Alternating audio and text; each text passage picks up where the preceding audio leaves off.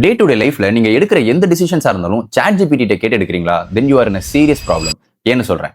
Adam rain இந்த 16 வயசு பையன் ரொம்ப நாளாவே டிப்ரெஸ்டா இருக்கான். இதை யார்கிட்ட போய் சொல்லன்னு தெரியாம சாட் ஜிபிடி கிட்ட சொல்ல ஆரம்பிக்கிறான். போக போக இந்த டிப்ரெஷன் ரொம்ப அதிகமானனால சூசைட் பண்ணிக்க போறேன்னு சாட் ஜிபிடி கிட்ட சொல்றான். அதுக்கு ஜிபிடி ஸ்டார்டிங்ல எவ்வளவுதான் அட்வைஸ் பண்ணாலும் இவன் திரும்ப திரும்ப ப்ராம்ப்ட் பண்ணனால கேட்டதுனால சூசைட் பண்ணிக்கிறதுக்கான மெத்தட்ஸ் கொடுத்துட்டு சூசைட் நோட் டிராஃப்ட் பண்ணி தரணுமான்னு கேட்டிருக்கு.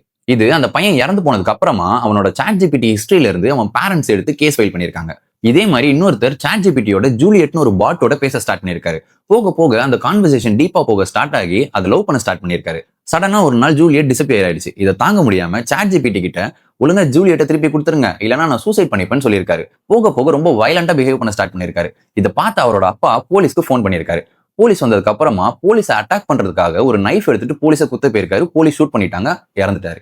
இதே மாதிரி ரீசெண்டா நிறைய கேசஸ் ஃபைல் ஆகிட்டு இருக்கு. சோ இங்க என்ன நடக்குதுன்னா, ஒரு எமோஷன்ஸ் இல்லாத ஒரு மிஷின் கிட்ட நம்மளோட பர்சனல் ஸ்டோரிஸை ஷேர் பண்ணும்போது அது எமோஷன்ஸோட ரெஸ்பாண்ட் பண்ற மாதிரி இருக்கும். பட் அப்படி கிடையாது. ஏன்னா அந்த பையன் சூசைட் பண்ணிக்க போறேன்னு சொல்றப்போ இவனுக்கு இமீடியட்டா மெடிக்கல் எமர்ஜென்சி தேவைப்படுதுன்னு அந்த கான்வர்சேஷன் அங்கேயே ஸ்டாப் பண்ணிட்டு மெடிக்கல் எமர்ஜென்சிக்கு ட்ரிகர் பண்ணிருக்கணும். ஒரு ஹியூமனா இருந்தா அதான் பண்ணிருப்பான். பட் இதை அவனை கம்ஃபர்ட் பண்றதுக்காக அவன் கேட்கிற கொஸ்டின்ஸ்க்கு மட்டும் ஆன்சர் பண்ணிருக்கு. இதுவே அந்த இடத்துல ஒரு ஸ்டேபிளான ஆள் இருந்திருந்தா ஓகே இது என்னதான் இருந்தாலும் ஒரு ஏஐ தானே டிஃபரன்ஷியேட் பண்ண தெரிஞ்சிருக்கும். பட் ஆல்ரெடி டிப்ரெஸ்டா, லோன்லியா, மென்டல் இஷ்யூஸ் இருக்கிற ஒரு ஆள் கிட்ட இப்படி எமோஷன்ஸ் இல்லாத ஒரு பவர்ஃபுல்லான மிஷின் கிடைக்கிறப்போ அவன் கேட்கிற கொஸ்டின்ஸ்க்குலாம் அது ரெஸ்பாண்ட் பண்றப்போ ஓகே இந்த மிஷின் நம்மளை கம்ப்ளீட்டா அண்டர்ஸ்டாண்ட் பண்ணிக்குதுன்னு அதோட எமோஷனலா கனெக்ட் ஆகிருவான். அப்படியே எமோஷனலா கனெக்ட் ஆகுறதுனால அது சொல்ற எல்லாத்தையும் அப்படியே நம்புவான். இதை எலிசா எஃபெக்ட்னு சொல்றாங்க. அதாவது ஒரு மிஷினுக்கு ஹியூமனிட்டி இருக்குன்னு நம்புறது. ஸோ இந்த பிரச்சனைக்கு எக்ஸ்பர்ட்ஸ்லாம் என்ன ரெக்கமெண்ட் பண்றாங்கன்னா, இந்த மாதிரி ஏஐ சாட் பாட்ஸை உங்களோட ஒர்க் ரிலேட்டடா ரீசர்ச் பர்பஸ்க்காக, ஐடியாஸ் ஜென்ரேட் பண்றதுக்காக, ஒரு கிரியேட்டிவ் ப்ராசஸ்க்காக யூஸ் பண்ணிக்கோங்க.